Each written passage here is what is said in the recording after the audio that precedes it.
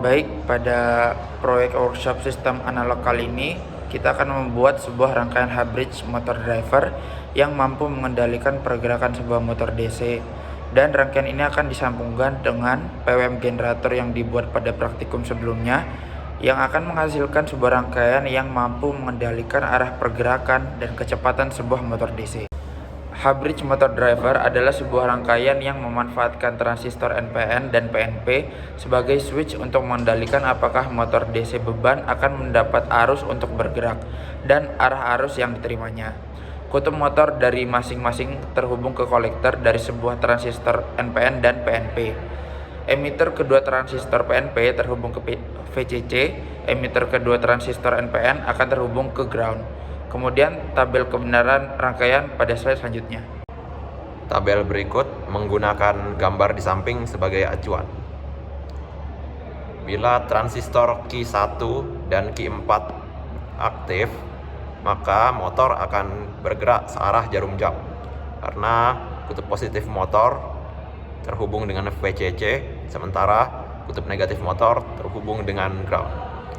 Sementara bila transistor Q2 dan Q3 yang aktif, motor akan bergerak berlawanan jarum jam karena kutub negatif motor terhubung dengan VCC, sementara kutub positifnya terhubung dengan ground. Apabila yang aktif adalah Q1 dan Q3, maka motor akan direm. Motor bila bergerak kemudian masuk ke state ini akan dihentikan secara paksa. Hal yang serupa akan terjadi bila Q2 dan Q4 yang aktif pada saat bersamaan. Motor akan direm. Bila sebelumnya sedang bergerak, kemudian berpindah ke state ini, motor akan dihentikan secara paksa. Apabila keempat transistor dari rangkaian hub bridge tidak aktif, maka motor akan dalam kondisi free running. Motor tidak mendapat tenaga untuk bergerak, tetapi bila motor sebelumnya sedang bergerak dan berpindah ke state ini, maka motor akan tetap bergerak sampai berhenti bergerak sendiri. Motornya tidak direm. Sementara bila semua transistornya diaktifkan, maka ini akan menimbulkan short pada rangkaian yang berpotensi menimbulkan kerusakan. Jadi state ini harus dihindari.